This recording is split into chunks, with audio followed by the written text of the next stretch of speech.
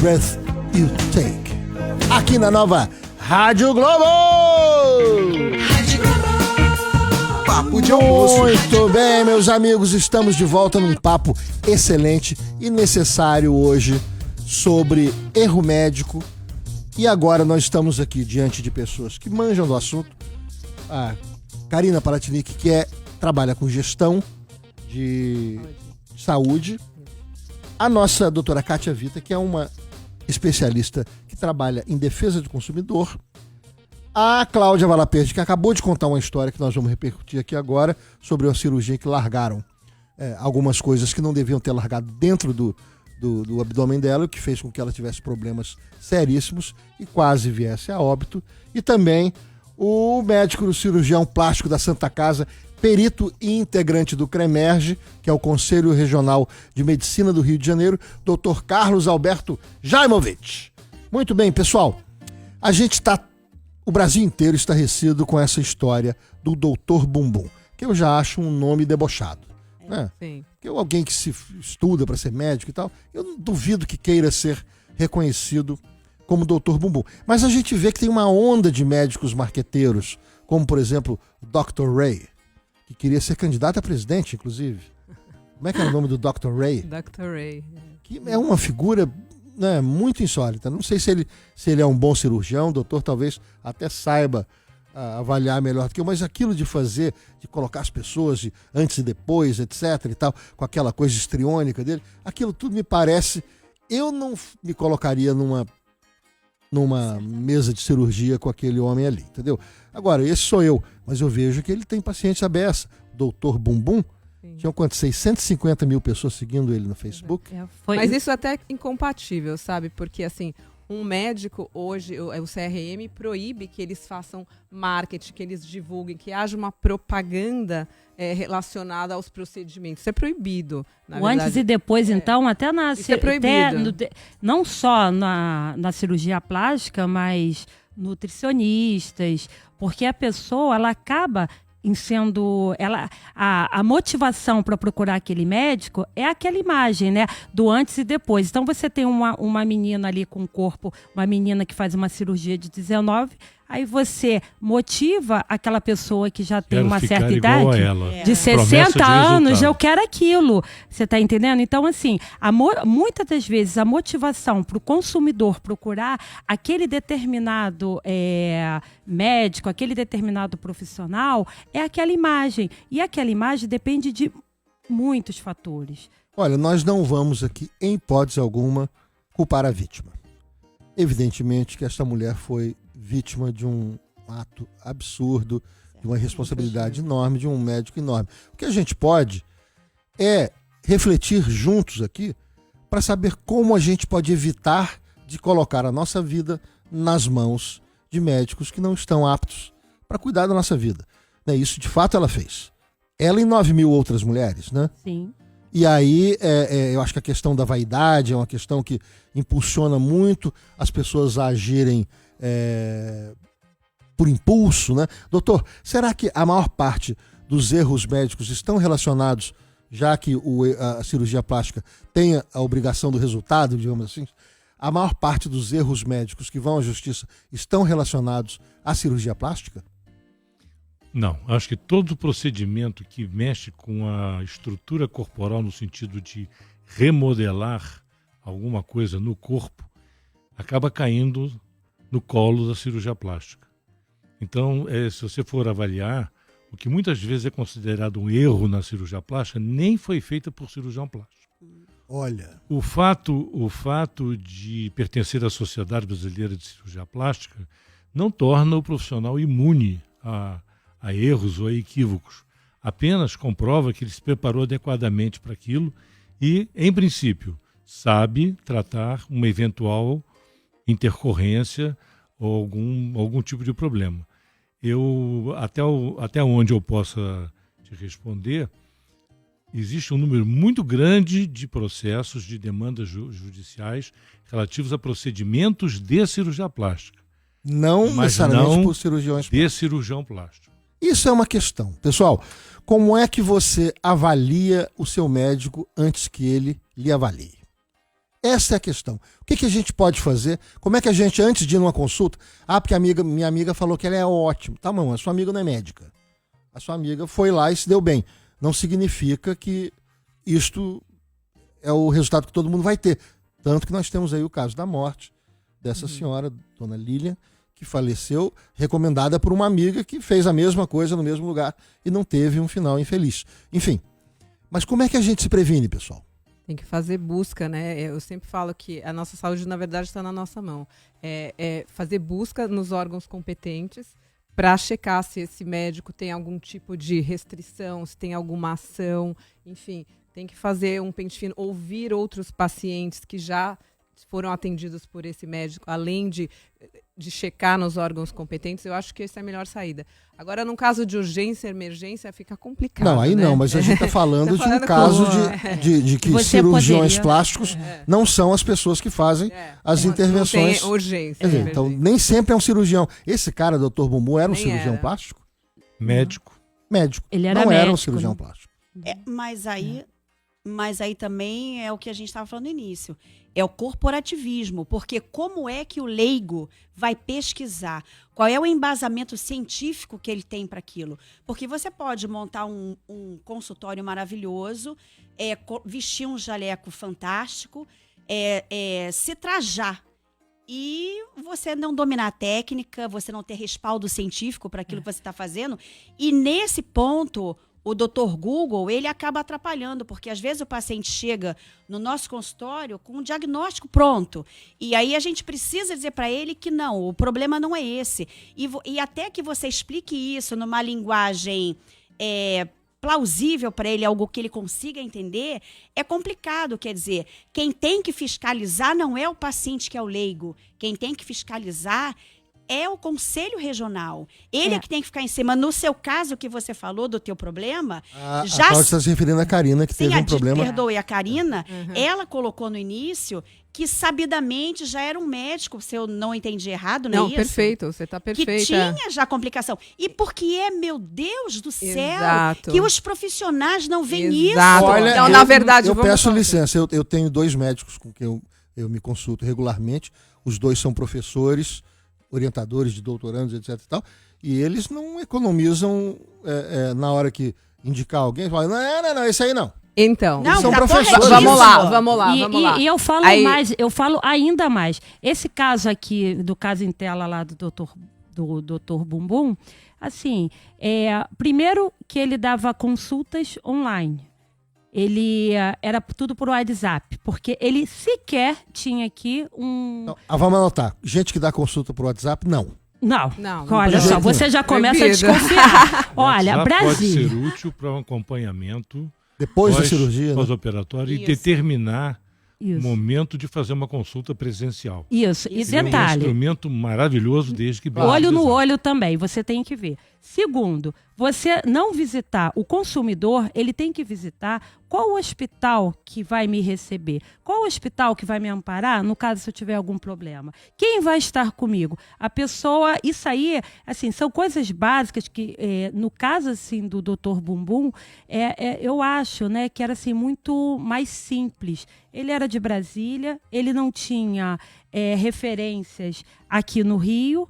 Você chega lá no consultório dele, não está escrito lá Dr. Denis Furtado, não tem nada disso. Então, se eu sou paciente, eu antes de fazer qualquer tipo de cirurgia ou dar o meu corpo, que é o nosso bem maior, é o nosso corpo, não o nosso dinheiro, não é o nosso corpo, eu vou dar o meu bem maior para uma pessoa que não está definitivamente aqui no Rio de Janeiro. Ontem saiu a reportagem quando ela...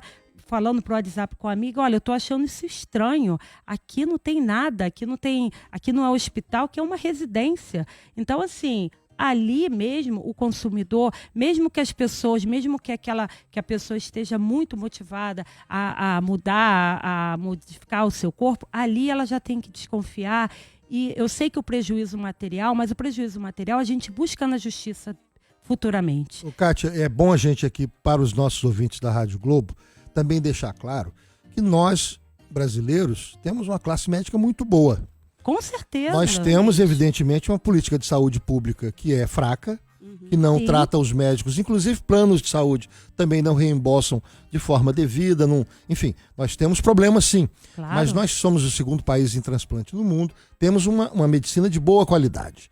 O que resta para nós aqui agora, nesse debate, é definir como se prevenir para não cair nas mãos erradas. Com Né? certeza. Então, Léo, aí vamos lá. Eu concordo com o que você está falando, porém, assim, nós estamos em a principal causa de mortes no país é erro médico. Então, algum problema está acontecendo e Não, mas muito sério. Você chega num hospital público, por exemplo, que faz transplante, aí não tem a coisa para evitar a rejeição. Aí não tem, né? Vamos não tem lá. aparelho Eles trabalham de com milagre. fazer Ok, ressonância então, magnética. a gente e tal. está falando de uma questão de estrutura física que eu Mas acho isso aí que eu tô falando, isso é uma coisa estrutural do país. Estrutural. Né? Agora, tem o mal profissional. Então é isso que eu tô falando. Temos excelentes profissionais e temos maus profissionais, como temos em quaisquer profissões. Ok? Perfeito, beleza. Só que aí a gente tá com uma questão de corporativismo muito forte. Por quê? Porque quando um hospital foca no faturamento, como da indústria farmacêutica, foca no faturamento. A gente tem mais farmácia do que padaria no Brasil também, só pra você fato. saber. Então, a gente tem isso mais aí. farmácia que padaria. Então, vamos lá. Então, a gente consome remédio em excesso. Nós somos o 6º país no mundo em consumo de remédios. Vamos lá. E aí, a gente está falando também de hospitais, não estou falando privados, que focados em faturamento, eles jogam para debaixo do pano profissionais que fazem cirurgias desnecessárias, tá? E isso gera erro médico, gera problema no paciente, aumenta o número de mortes, sem dúvida. Cirurgias desnecessárias para faturar. Karina, citando o exemplo de que você disse, eu me lembro de, há poucos dias no Fantástico, veio uma matéria sobre os médicos que anunciavam ou prometiam curar câncer com ozônio. Também lembro de um escândalo apontado também no jornalismo do Fantástico, de médicos que você chegava com uma dor de cabeça no pronto-socorro muito forte, saía de lá com 3 estentes. E não Exato, tinha foi nenhum meu problema caso. cardíaco. Eu ouvi dentro do hospital. Eu já sei, ele operou sua gripe. Como assim? Ele operou minha gripe. Então, ele é um médico reconhecido dentro do hospital por todo o corpo clínico de que ele operava a gripe, ou seja, se chega lá com uma gripe, ele tira um qualquer órgãozinho. coisa, chega lá- Vamos lá tirar um negocinho. Uma E cólica assim, menstrual, ele vai exato. arrumar uma cirurgia. E né? como normalmente o consumidor é leigo, ele não sabe, ele acha que o médico é um deus. Então, o médico vai falar pra você, olha, você tá com isso, você vai morrer, o que você vai fazer? Falaram pra minha família, olha, se ela não tirar, vai morrer. Eu sabia que eu não tinha nada e eu falei, não vou assinar. Mas minha família é leiga, então eles... Vai morrer, Mas olha aí, você assina. está falando, a gente está falando de como se defender, de escolher bem os profissionais. Você foi numa clínica Fui no reconhecida, hospital de primeira num linha. médico. em São Não adiantou Paulo. nada. Não, adianta e sem nada. contar Isso que eu tô ela falando. teve a oportunidade de saber que foi erro médico, né? Se é uma Isso que eu tô pessoa que falando. não tem oportunidade, vai ficar sem o Exato. órgão É porque- mesmo e pronto, acabou, nem sabe Acabou que não era. agradecendo o médico, porque se eu não tivesse esse conhecimento, se eu não tivesse brigado com a minha família, se eu não trabalhasse na área de saúde, se eu não soubesse que eu tinha direito ao meu órgão, que eu podia fazer uma anátomo do meu... Se eu sou uma pessoa leiga, eu tava hoje agradecendo o médico que salvou a minha vida. E que é o que acontece na maioria dos casos. E é por isso que esse número, quando você diz que tem 450 mil casos de morte por erro médico, eu acho que esse número é super subestimado, Léo. Com certeza. É super subestimado. Porque muita gente não não sabe que entra morreu reporta por um isso, erro. né? e Sim, nem é tem no verdade. atestado de óbito, para você ficar, só para você ter uma ciência, no atestado de óbito nem tem essa opção praticamente. Então, se este é o número estatístico que tá registrado, você imagina que esse número deve ser, no mínimo, o dobro que isso, com Doutor, certeza. dizem que médicos são péssimos pacientes. Não é que não são exatamente muito bons para se consultar com outros médicos. Mas quando você está com alguma dúvida em relação à própria saúde, qual é o seu critério, além de, evidentemente, conhecer muita gente há muito tempo, né? Que tipo de coisa? Eu preciso de um assunto. Eu tenho, por exemplo, um problema raro de saúde. Eu fui uma vez num médico que era meu clínico geral aqui no Rio, voltando, estava morando em São Paulo, tinha feito o diagnóstico aqui com o médico daqui, era panhipopituitarismo, uma doença que é rara e tal, pouca gente conhece. Eu fui nesse clínico, que é um clínico muito experiente, ele falou, Léo, eu prefiro não te atender, porque eu não manjo nada disso. Isso eu- acontece. A minha admiração por ele, Perfeito. Cresceu. Aumentou, com Parabéns. certeza. ele era muito Parabéns. experiente, um médico muito antigo, cuja especialidade é diagnóstico. Ele falou, eu não manjo nada. Fala com ele, que foi quem fez o diagnóstico. Maravilha. Esse cara é que é o... E aí eu continuo me tratando com esse outro. Mas e você, como é que faz, doutor? Acho que a melhor coisa a ser feita, e eu já fiz isso algumas vezes, é emburrecer. E eu tive um professor de cirurgia geral, Josias de Freitas, que ele dizia o seguinte: me tratem como indigentes. Porque se vocês continuarem me tratando como o chefe do serviço ou professor, vocês vão me matar. Eu estou com apendicite. Não, vamos fazer um exame de sangue. Pode fazer o exame de sangue, mas só vai ver o resultado depois que me operar. E ele estava realmente com apendicite, com a sintomatologia totalmente incomum, e o exame de sangue deu normal. Olha só. Então, eu acho que nós temos uma coisa contra nós, os médicos, que é a chamada esmeraldite. A esmeralda é a pedra que abençoa a medicina. Do anel do médico. O anel do médico. Então nós temos a esmeraldite, que quando você passa a mudar os seus critérios, por que aquele paciente é diferenciado, você fatalmente vai ter problema. Ou a esmeraldose, que você passa perto, não chega a ser um processo agudo, mas você passa perto, simplesmente porque você mudou a sua estratégia, porque aquele paciente é um paciente que você julga diferenciado dos demais. No momento que você muda o seu critério, baseado na sua experiência, na sua intuição, e aliás aqui eu faço um parênteses, eu costumo dizer que os homens têm impressão e as mulheres têm intuição. A melhor maneira de você se proteger de um profissional é olhar bem nos olhos dele, você vai perceber se você pode ou não fazer uma boa interação com ele. Verdade, Eu acho doutor. absolutamente Isso aí é fundamental. muito bom. Eu concordo tanto com o doutor, porque eu tive essa intuição na hora que eu bati o olho no médico. Eu falei Pois pra minha é. mãe, esse cara é bandido. Eu tava deitada, eu falei assim, eu não vou fazer Karina, cirurgia sabe que uma com coisa, quando ele. às vezes eu tenho que fazer uma consulta com o médico, assim, quando o cara não olha pra mim, É verdade. ele olha pro receituário, E também não te Ou pro toca. exame. Ou também não te toca. ele, Você chega e ele ali. entende que não é uma pessoa que tá na frente dele, mas é um sintoma. Aí você fala, É olha, recíproco. Se o não é? paciente não olha para mim, É. exatamente. Nossa. ele não vai absorver o que eu estou Intuição falando. é tudo. Existe uma coisa que eu sugiro que vocês, se já não conhecem, investiguem, uma coisa chamada ressonância mórfica. A ressonância mórfica é um tipo de energia que a física quântica explica, que nos une a todos. Então, se você, no momento de consultas, se abrir para receber o tipo de acesso que essa pessoa está tendo a você e o tipo de acesso que ela está recebendo de você, naquele momento, você siga a sua intuição. Nossa. Porque depois diz assim, puxa, eu devia ter seguido a minha intuição. Não seguiu porque não valorizou. E intuição, pode parecer que eu estou sendo meio místico, né? Não. Mas a intuição Mas é é verdade. resultado de É experiência, verdade. é resultado de verdade. vivência, Leitura é resultado, de linguagem Leitura, corporal, é. enfim. tudo. Eu tudo. tive essa Léo. intuição muito Então, forte. Pode eu falar, escrevi. Cláudia. Eu concordo em parte com o que vocês estão falando, mas se a gente parar para pensar, existem pessoas, e aí me referindo à grande massa da população, em que elas olham no teu olho, apertam a tua mão e dizem que vão fazer o melhor pela gente e prometem tudo. Quando elas conseguem atingir o objetivo delas, elas esquecem como que por encanto tudo aquilo que elas prometeram para o povo, que é o que a gente vê aqui no nosso país. Isso é um exemplo grande. Os políticos olham no teu olho, apertam a tua mão, seguram o teu filho melequento no colo, beijam você suada.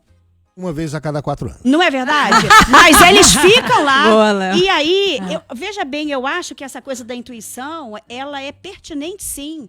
Mas na saúde, o grande responsável é o conselho, porque você acaba delegando para o paciente o fato dele ter que analisar algo que ele não domina, que é a parte científica da história, e se pautar numa intuição. E a gente sabe que a nossa intuição às vezes falha. Vide os políticos que a gente tem aqui. Vide Claro, eu os entendo o médicos que você está a gente falando, tem mas aqui. quando a gente entra no avião, a gente tem que partir do princípio que quem está sentado ali na cabine sabe o que está fazendo.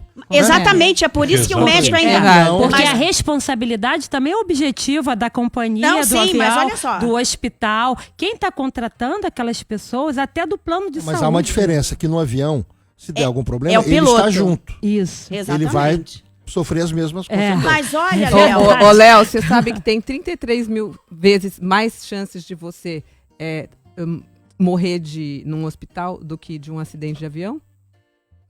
não, e outra coisa. Impressionante isso, hein? É verdade. 33 Olha, mil. Vezes mais perigoso você entrar no hospital do que entrar no avião. Não fala isso não, porque homens, eu Mais preciso te dizer perigoso isso. que entrar no hospital é andar na calçada. É, Não, é no hospital mesmo. Karina não fala isso porque os homens brasileiros evitam o médico até não poderem mais. As Verdade. Tem mulheres razão brasileiras de se evitar. cuidam muito melhores que os homens. É verdade. Homem tá com uma coisa séria, não é nada não.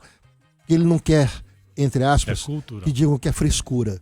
Porque se você tá assim, à beira da morte, Muitos procuram Sabe? estado terminal, né? Ah, Não é tem mais o que frescura. fazer. Exatamente. Muitos procuram já no estado terminal, exatamente. não tem o que Então fazer. o tal do exame, do PSA, que Isso. nem precisa ser o toque. O PSA, não vou não, precisa não, eu tô bem, pô.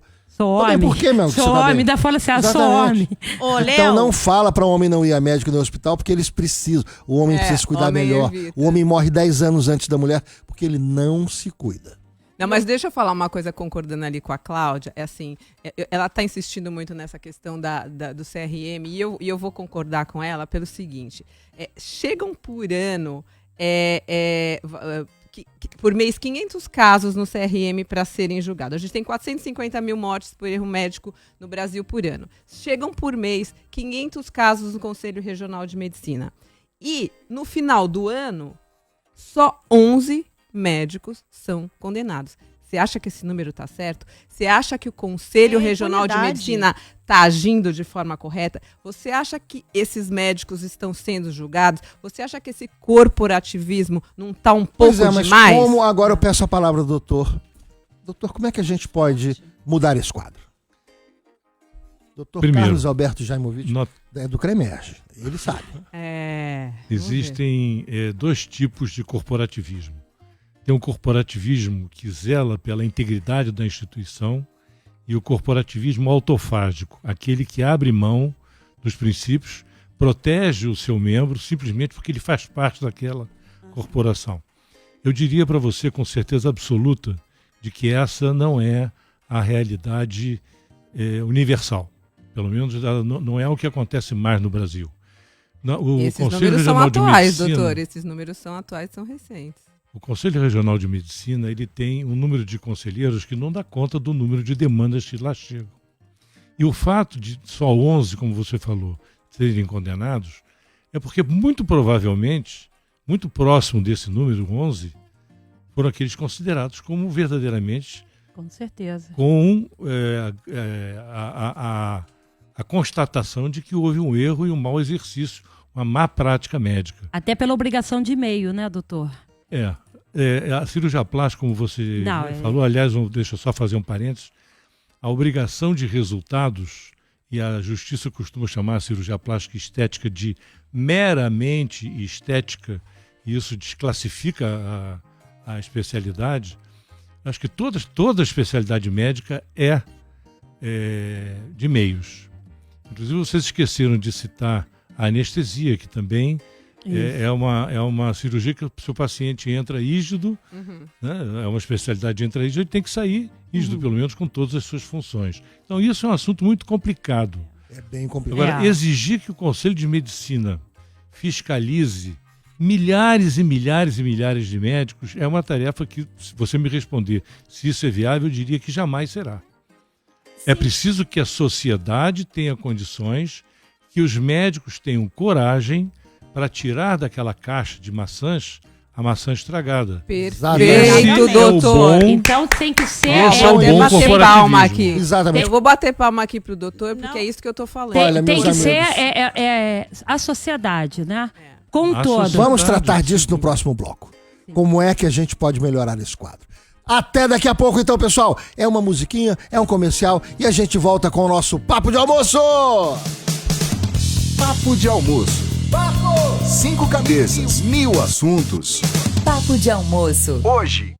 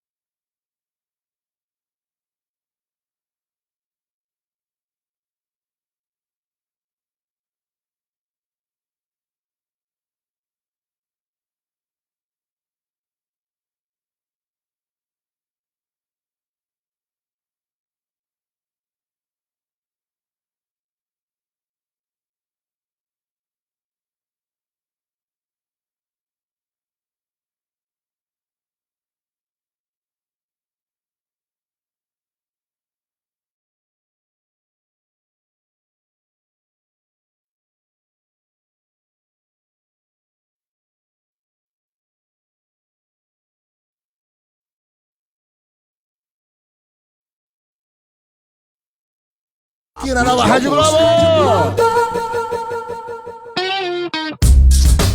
Estamos de volta ao nosso papo de almoço, papo bom, papo sério, de um assunto que está todo mundo comentando ainda pela cidade, pelas ruas, pelos bares, que é o assunto de Dr. Bumbum e o risco de a gente se colocar na mão de aventureiros médicos, né? No caso do Dr. Bumbum, parece que ele era um médico, não era um especialista nessa área, um marqueteiro. Então aqui a gente está pensando como é que a gente pode fazer com que a sociedade como um todo evite passar por este perrengue. Agora, eu quero só ler aqui para os nossos queridos debatedores e para o público também, que o Brasil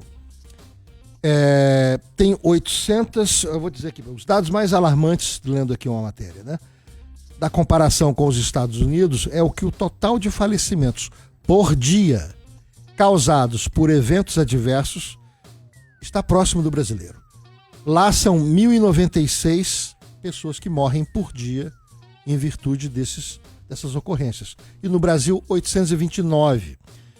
Só que nós temos uma população de 207 milhões e eles de 323 milhões. Então, considerando no proporcional, evidentemente que a gente está com um número maior. Mas, considerando que a gente acha que é o primeiro mundo, que os Estados Unidos, que é uma coisa incrível, que lá tudo dá certo, não é bem assim, né? Eu estava lendo aqui, são 421 milhões de pessoas internadas todos os anos. Dessas 421 milhões, por acaso 42 milhões passam por algum problema desse tipo. Então eu diria que em 10% das internações, alguma ocorrência pode acontecer. Então, claro que isso é um problema que interessa a todo mundo, para o mundo inteiro, não é só para o Brasil. Eu acho que a Karina falou muito da conivência, do corporativismo, o doutor também explicou muito isso. Agora, eu citei aqui o caso do piloto, né, que tem muita gente nas mãos dele quando ele pilota um avião, mas para ele pegar o brevet, lá, a carteira de profissional, ele tem que voar muitas vezes ali com um camarada profissional experiente do lado dele para observar o que ele faz. Até porque o doutor mesmo observou uma coisa muito interessante. Para esse tipo de profissional, não é só a habilidade técnica que tem que ser comprovada e o conhecimento teórico. Tem também a questão psicológica. Sim. Como é que esse cara se comporta em determinadas situações. Quando está com sono, quando está cansado, quando está nervoso, quando está triste. Como é que ele atua profissionalmente. Porque todos nós estaremos trabalhando diante de algum desses quadros. Resta saber como é que a gente age diante disso. E aí o doutor estava nos apontando aqui que ele sugeriu que houvesse também uma avaliação periódica, ou pelo menos na hora de se dar a autonomia para um médico fazer cirurgia, que ele tivesse uma avaliação psicológica também. Quer dizer, essa é uma das questões, né? Agora, também não há para os médicos, como já parece ter havido, essa questão do vamos ver você atuando diante de uma junta médica, vem cá, ó, e aí aparece um caso, resolve aí.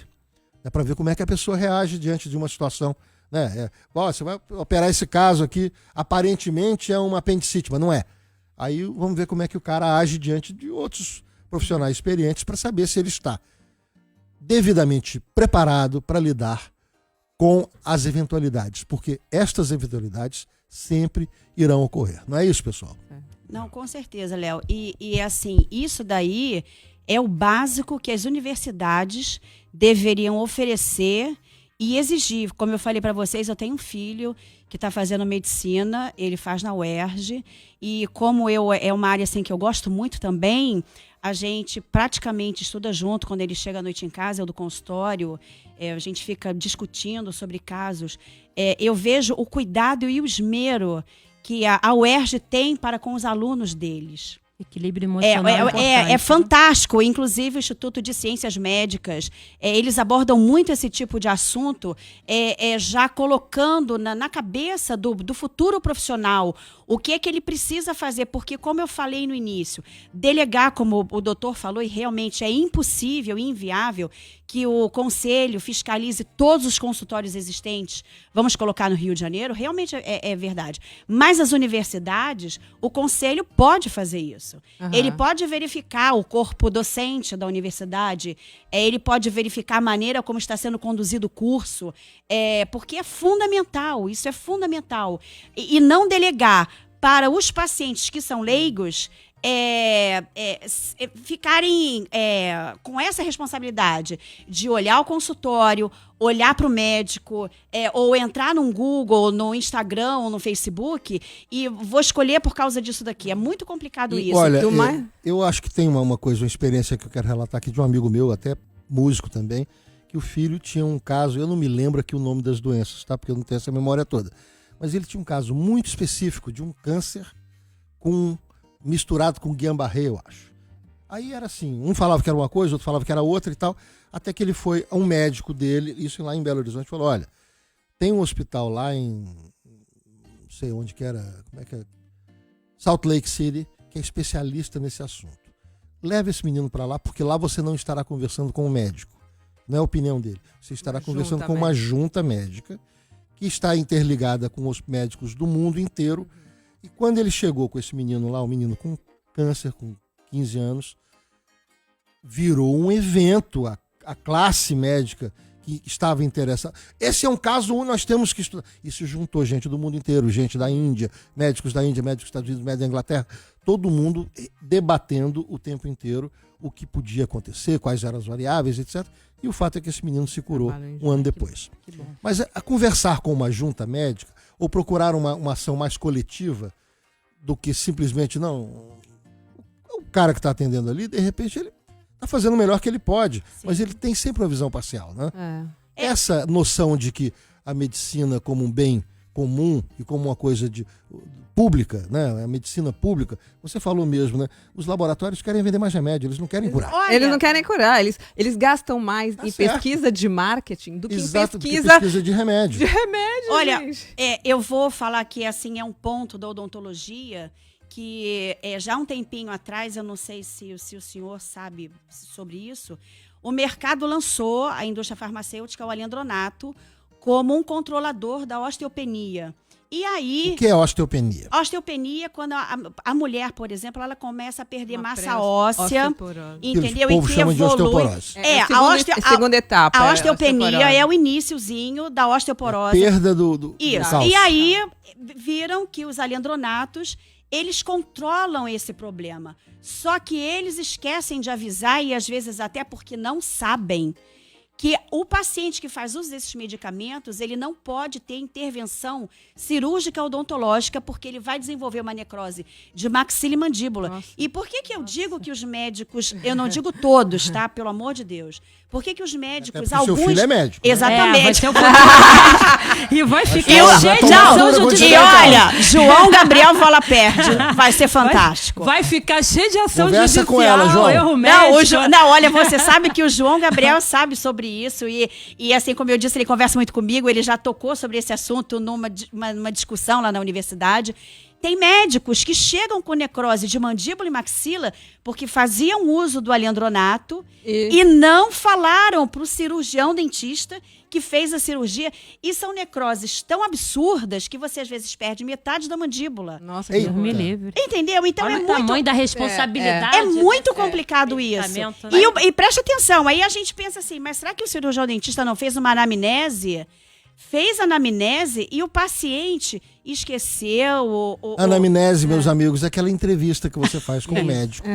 E conta pra ele a sua história, seu histórico médico, o que você faz. Olha, Léo, quais são seus você sabe hábitos, de uma coisa, por exemplo, no meu caso, às vezes o paciente entra no consultório e ele acha que só porque eu cuido da boca, ele acha que não deve me contar todos os medicamentos, ou que não é necessário contar sobre a saúde dele, e é muito complicado. E tem muito médico que não pede, hein? Não, que sim, não faz a anamnese corretamente. Tá partindo da responsabilidade do paciente também. Também então, não o paciente também tem que ter essa médico. responsabilidade de falar todas as informações. Passar, mas é do médico de pedir. E assim, Pessoal, eu quero me interromper aqui porque tem um assunto interessante. Nós estamos falando assim, tanto de problemas de saúde, tem alguém aqui pedindo ajuda para um problema do coração. Será que a gente pode atender este nosso ouvinte? Coração. Toca a vinheta. Consultório Sentimental. Chegou a hora de abrir o consultório sentimental para ouvir os nobres conselhos de todos que estão aqui. A história de hoje, inclusive, tem tudo a ver com o tema. Léo, tenho 53 anos e fiquei viúva há 2. Conheci uma mulher no começo do ano e começamos a namorar. Quando tudo estava indo muito bem, ela resolveu voltar para o ex-marido. Eles estavam separados há 1 ano e resolveram tentar de novo no mês passado. Fiquei muito mal, afinal, me apaixonei e ela foi fundamental para a minha recuperação. Ela me pediu que não a procurasse mais, mas confesso que tenho vontade de tentar falar com ela novamente. Sabe o que aconteceu? Afinal, ela não me deu nenhuma explicação. Devo procurá-la novamente? Um momento, assim, para ela refletir sobre o relacionamento que ela estava de longa data, repensar aquilo, reavaliar. E eu acho que aí a conclusão que ela chegou que valia a pena investir nesse relacionamento. Podia ter contado pro cidadão, né? Não, podia, não. Isso foi erro dela, mas podia. Cafajestada, né? Não, mas ela deve ter dado um mulheres- tchauzinho, né? Então, Ô, Léo, você vê que o erro vai até nessa esfera, né? Não é?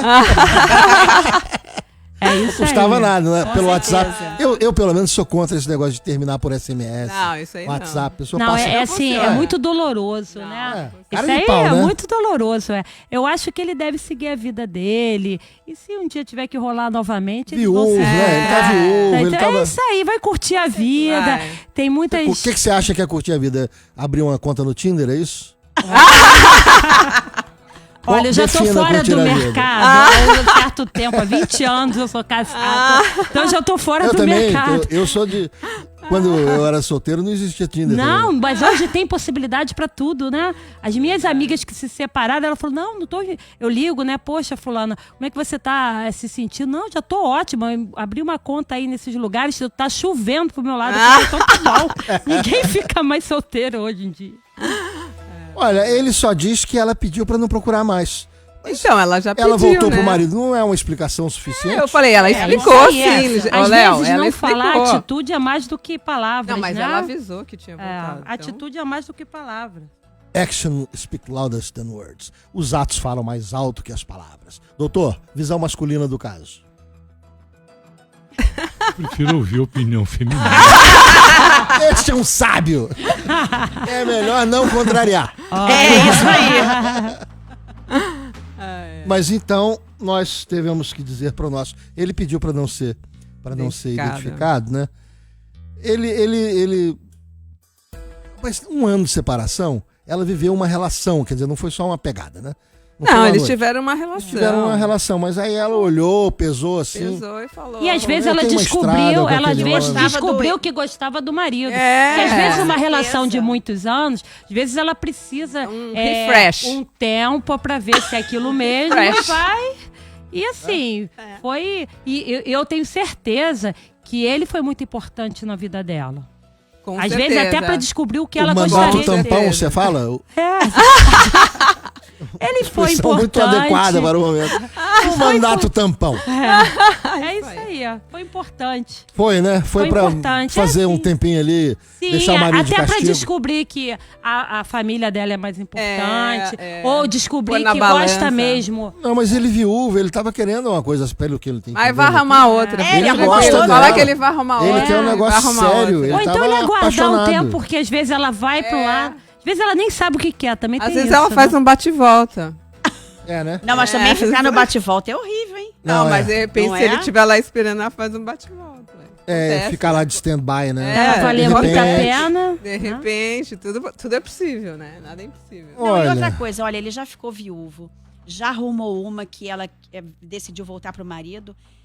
Assim, a esperança é a última que morre, não é? Ele vai encontrar outra. Tudo é possível. isso. Melhor Eu acho que tem ainda. aqui um lado da questão que é o seguinte: meu amigo, ela voltou para o marido.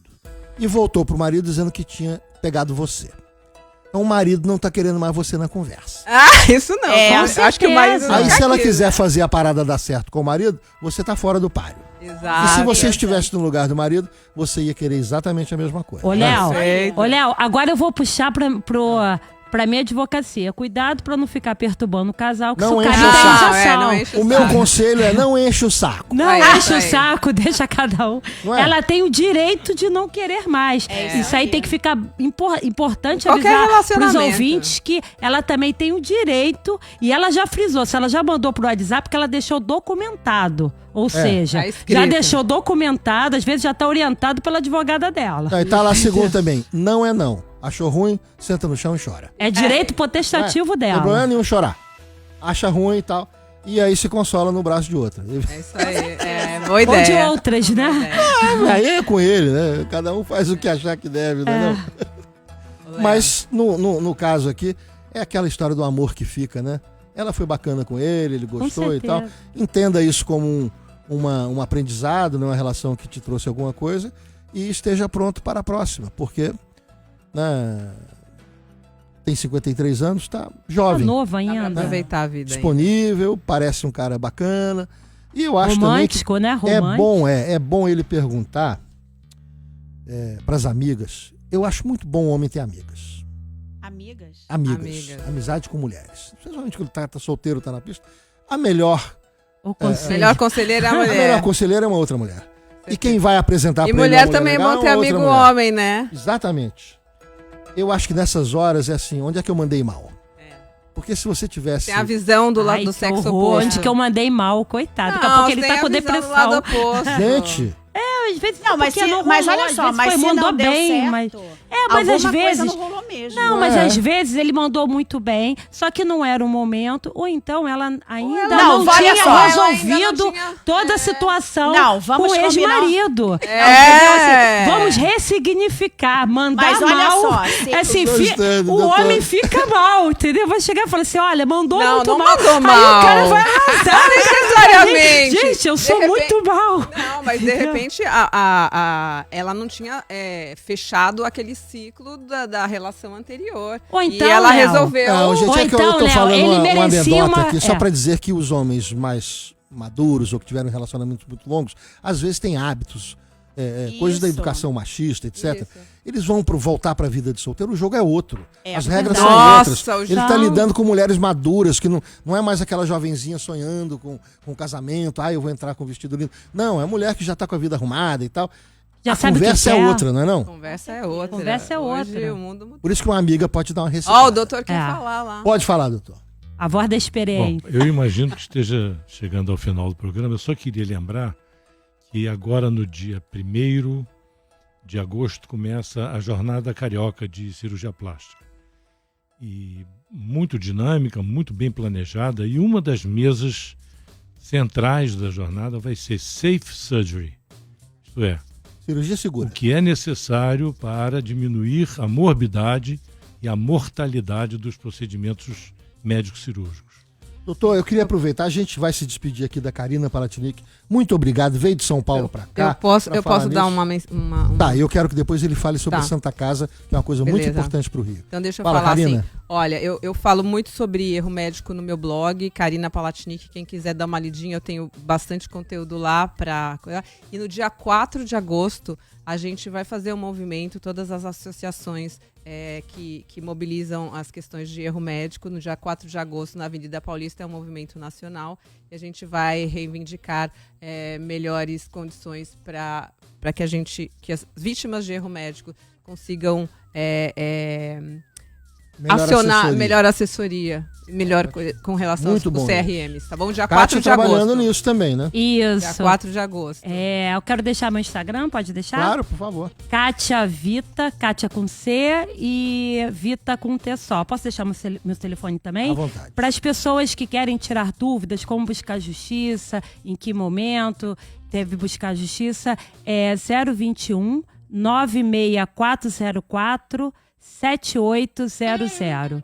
Estaremos lá, teremos enorme prazer para informar como a pessoa tem que, o que a pessoa precisa Muito e obrigado. como procurar a justiça. Cláudia, muito obrigado por você vir aqui compartilhar a sua história, dar suas opiniões.